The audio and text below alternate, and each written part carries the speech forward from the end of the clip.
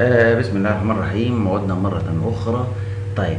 آه احنا كده خلصنا الايتيوباثوجينيسيس، سواء كان بتاع الدارير ديزيز أو كان بتاع الهيلي أند هيلي ديزيز.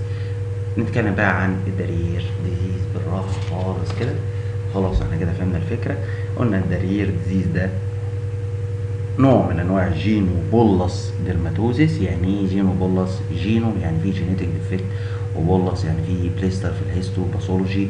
الديزيز ده بنسميه انهيريتنت اوتوزومال دومينانت ديزيز.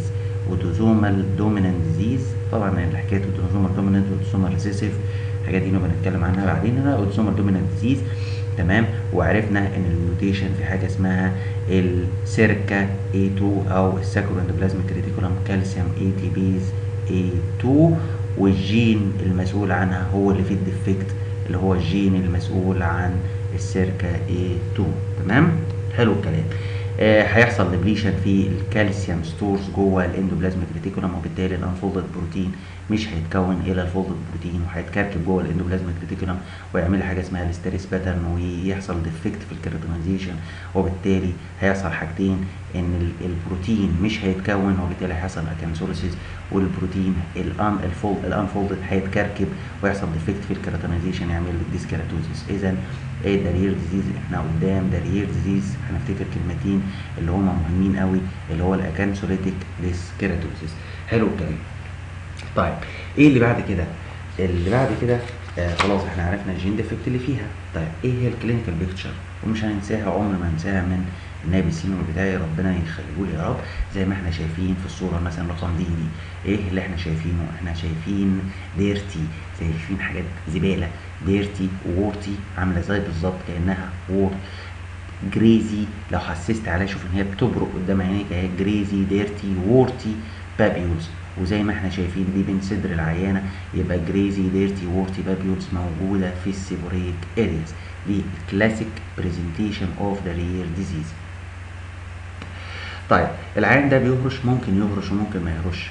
طب ايه المشكله اللي ممكن تجيله؟ ان احنا زي شايفين ان احنا جريزي وديرتي وورتي بابيولز وموجود في السيبوريك ارياز. وطالما قلنا جريزي وورتي بابيولز، المكان ده سسبتبل فور انفكشن، ولو حصل له انفكشن العيان ده ريحته بتبقى وحشه جدا، بنسميها المال اودر. مال اودر يعني ايه؟ الريحه بتاعته وحشه. والمال اودر دي جت منين؟ جت من السكندري بكتيريال انفكشن، نتيجه ان في ميديا كويسه ان البكتيريا ممكن تزيد عليه. يبقى اول كلاسيك برزنتيشن اوف دارير ديزيز ان هو بيجي في السيبوريك ارياز، كريزي ديرتي وورتي بابيولز، وممكن تبقى مال اودر، ممكن تبقى بروريتك شويه، وممكن ريحتها بتبقى وحشه علشان سكندري بكتيريال انفكشن. طيب لو جت نيجي نشوف مثال تاني. ادي طبعا دي لسه ما بقتش ديرتي، ودي بتبقى ديسكريت بابيولز كده موجوده. طيب ما علينا، دي الكلاسيك برزنتيشن عشان ما ننساهاش. طيب ممكن يجي لنا في صوره، وخصوصا في البلاك نيجروز، يجي لنا بصوره جطيت لوكيديرما. طبعا دي ان سبيسيفيك برزنتيشن، يعني هو السبيسيفيك برزنتيشن اللي انا قلتها ان هي جريزي ديرتي وورتي بابيولز موجوده في السيبوريك ارياز. ممكن يجي بيكاتيت ليكوديرما، ممكن يجي اكرال. بقى انا عمال ادور لكم على صوره اكرال، وخلي بالنا عشان هنفرقها بين الاكرال اهي. اكرال طبعا دي بتبقى نون سبيسيفيك، وممكن لو جه في البالم من البانكتد بابيولز كده، او يحصل هايبر كيراتوتيك بابيولز موجوده في البالم والسول. طيب هو لو جه في الانترتريجينوس اريا بتبقى الموضوع سو سيفير شويه. خلاص، يعني لو جه في الانترتريجينوس ارياس بتبقى سو سيفير. طبعا الكلاسيك برزنتيشن هي المهمه، وانا ما بحبش اشرح كلينيكال بيكتشر، الكلام ده ممكن تقروه في كتاب وتحفظ يعني. طيب ايه هو الباثوجنومونيك نيل فولد افكشن بقى، او النيل افكشن؟ شايفين الحته اللي انا مشاور عليها بالسهم دي بنسميها الفي نوتشد نيل، عامله زي حرف الفي المقلوب كده، تمام، اهو واهو، تمام. وبيبقى فيه ريد لونجيتودينال لاين. الريد لونجيتودينال لاين ده مهم قوي، هو الفي نوتشد نيل. ليه انا قلت ريد؟ هو ممكن يبقى ريد وممكن يبقى وايت، انما في الهيلي اند هيلي بيبقى وايت لونجيتودينال لاين. ماشي؟ طيب حلو الكلام. طيب يبقى احنا عرفنا ان هو كريزي وديرتي وورتي بابيولز موجوده في السيبوريك ارياس، ممكن يجي اكرال، وهنفرقه من حاجه اسمها اكرال فيروسيفورم اوف هوف، لسه هنعرفها دلوقتي. اكروكيراتوزيس فيروسيفورم اوف هوف مش علينا دلوقتي. طيب عايزين والله خلاص خلصناه. طيب عرفنا ان الافكشن مهم قوي. طيب ممكن يجي اورال زي ما احنا شايفين، ادي بابيولز كده، هنلاقي وايت بابيولز موجودين في البكه الميوكوزا، وخصوصا في السوفت او الهارد بالت زي ما احنا شايفين ده. وممكن الحاجات دي ممكن تقفل لي سوري بعد كده السليفري جلاندز، ويحصل لي سليفري جلاند سويلنج. ماشي. نيجي بقى للكومبليكيشن بتاعه الدارير ديزيز، ودي مهمه قوي قوي قوي، وممكن تيجي سؤال في امتحان كومبليكيشن اوف دارير ديزيز. واولهم طبعا زي ما احنا قلنا الانفكشن، وقلنا لو حصل سكندري بكتيريال انفكشن هو اللي هيديني المال اودر.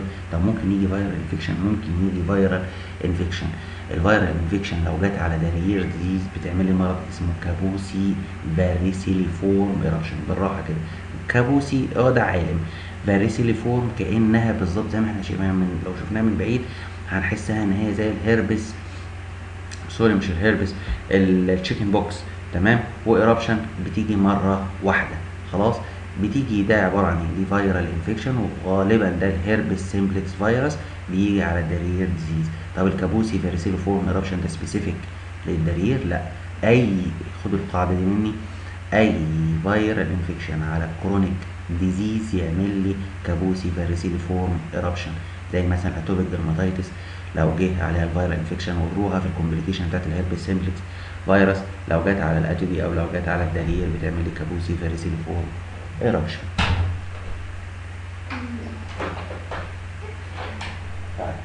ايه اللي بعد كده؟ زي ما احنا قلنا ان هو ممكن يقفل لي الساليفري جلاند،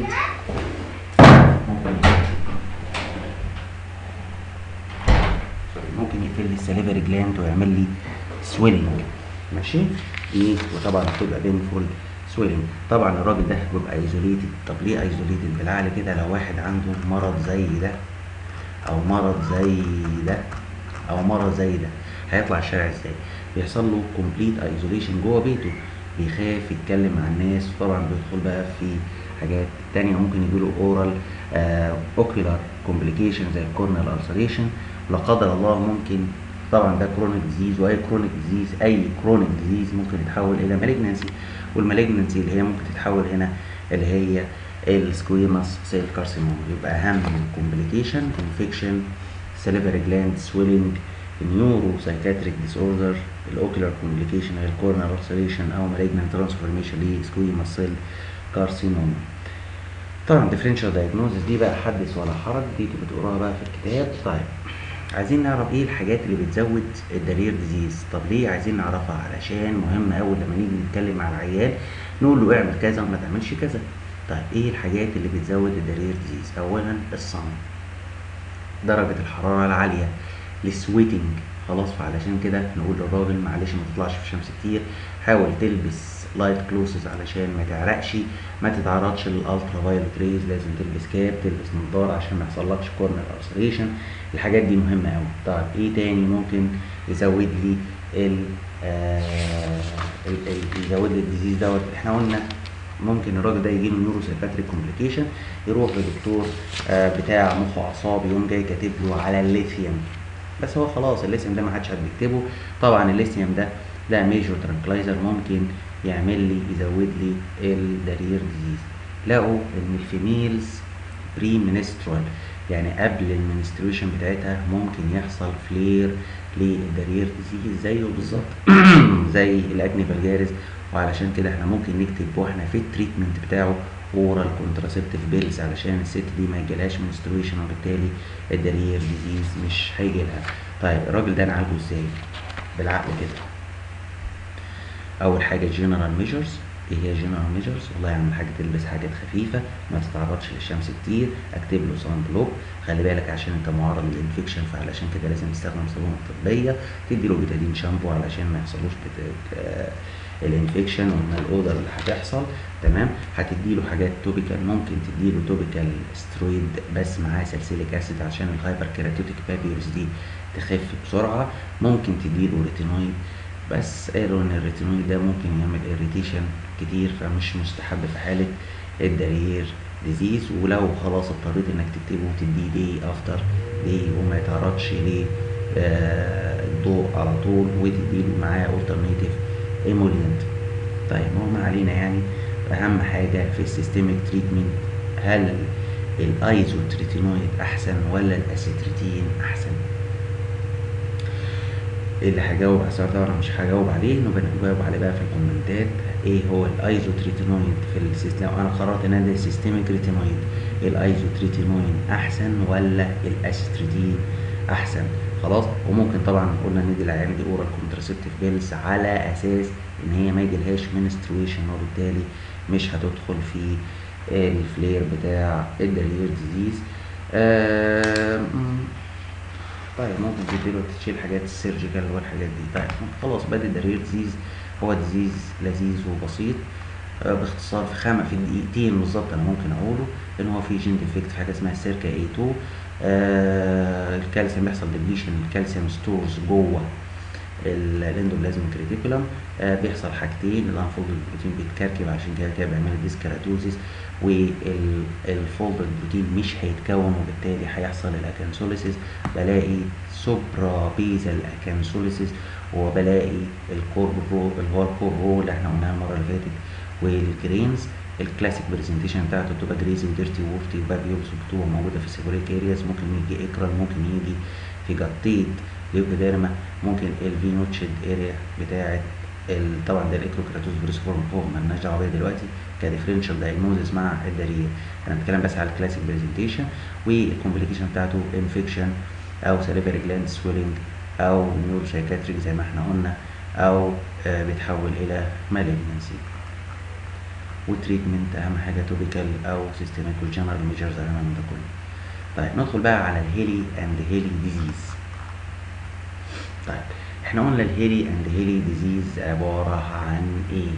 زمان كانوا بيفتكروه ان هو بنفيدس، زمان كانوا بيفتكروه بنفيدس كويس، فعلشان كده قالوا ده البنفيدس ده لو هو بيقعد فتره طويله فعلشان كده سموه كرونيك بناين، ولقوه بيجي في العائلات يعني ليه جين ديفكت يعني، فقالوا ده فاميليال بناين كرونيك بنفيدس.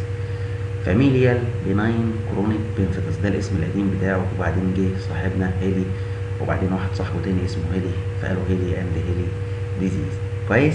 طيب الهيلي اند هيلي ديزيز ده بيحصل فيه بالراحه كده خالص ان الجولجي اباريتس، طبعا احنا فاهمين ان انا بقوله صح، الجولجي الكالسيوم ستورز الجولجي اباريتس بتقل نتيجه فيه حاجه اسمها الهيومن سكريتوري باسواي، كالسيوم اي تي بيز قلت، والانزيم ده الجين بتاعه هو المسؤول عنه، هو اللي حصل فيه ديفكت. وزيه زي الدارير ده اوتوزومال دومينانت ديزيز. وبالظبط قلنا هيحصل ديسكيراتوزيس؟ لا، هيحصل مينيمال ديسكيراتوزيس، ممكن ما يحصلش خالص، بس السكريتوري جرانيولز اللي بتطلع اللي هتعمل لي بعد كده البروتين اللي هيعمل لي بعد كده الديزموزوم هو اللي هيقل شويه، وبالتالي هيحصل انكمبليت اكانثوليسيس ومعاه مينيمال او نو ديسكيراتوتيك سيلز، وبنلاقي في اللاي بروتروتد جوه الكليفت دوت. وفي كلمه ان هم بيحبوها اللي هو ديليبيتيتد بريك وول، يعني تساوي انكمبليت اكانثوليسيس. الكلام ده احنا قلنا كله تمام. طيب بيحب ايه؟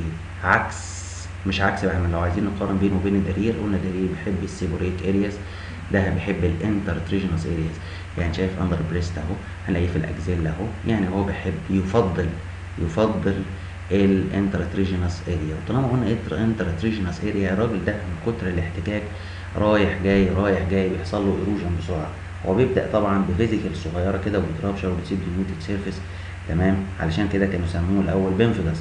ولو ان هو بيجي في الانترتريجينوس ارياس ومن كتر الاحتكاك الراجل ده بيجيله بينفول بليسترز، يعني بحيث ان هي بتوجعه خلاص، بيوجعه اكتر ما بتهرشه خلاص، وممكن يحصل فيها بولايتس، ممكن يحصل فيها سكندري بكتيريال انفكشن، والراجل ده يجيله مال اودر زيه زي الدارير بالظبط. طيب هو زي ما احنا قلنا ان هو بيحب الانترتريجينوس او بحب الانترا مامري اللي هو تحت البريست، او ممكن يحب الفالفر، ما علينا. الهيستوباثولوجي بتاعته شايفين انكمبليت اكانسوليسيس، شايفين الكليفت زي ما يكون لسه فيها سيلز لسه ماسكه في بعضها. ليه؟ لان البروتين يتكون نعم في ديفكت، بس الديفكت فيه بسيط شويه، فعلشان كده بيسموه ديلابيتيتد بريك وول. طب ايه هي الحاجات اللي بتزود الهيلي اند هيلي؟ نفس الحاجات اللي بتزود الدارير ديزيز، الصم والهيت والاكسبوجر تو صم ومش عارف ايه، يا مسكت انت كمان. والفريكشن بتزودها، والانفكشن لو حصل انفكشن تزوده. تمام. هو طبعا المرض ده ديزيز خالص، هو بيجي بقى في العشرينات، في الثلاثينات، ممكن يجي في الاربعينات، في الخمسينات. الهيستوباثولوجي زي ما احنا عارفينه اكانسوليسيس او انكمبليت اكانسوليسيس without this كيراتوزيس. دي الكلمتين المهمين قوي قوي قوي في الدارير ديزيز. الكومبليكيشن بتاعته هي بالظبط زي الدارير، انفكشن ومالجنسي، بس يمكن ما بيجيش اورال اكتر، فعشان كده ما هوش سليفري جلاند اكتر، والحاجات دي بتبقى متغطيه جوه، فما بيجيلوش نيورو سايكاتريك زي الدارير ديزيز. طبعا ديفرنشال دايجنوستيك انتوا تقروها، والجنرال ميجرز زيها زي الدارير بالظبط، زي اللي احنا قلناه بالظبط. والتريتمنت برضه زيه زي الدارير، توبيكال سترويد ما نفعش، بس مش هنحط هنا توبيكال ريتينويد لان الانترستريشنال سيلة بتبقى ايريتنت شويه، فعشان كده ممكن نحقنها انتراليجنال استرويد ما نفعش، ممكن نديله سيستميك ريتينويد. والسؤال هنا اللي انا هساله لكم، السيستميك ريتينويد هنا هل هو افكتيف في الدارير ولا لا؟ وكفايه كده عليكم النهارده، لان العيال عندي بصراحه مش راضيين يسكتوا، ونكمل ان شاء الله بكره، ويا ريت تجاوبوا لي على السؤالين دوت.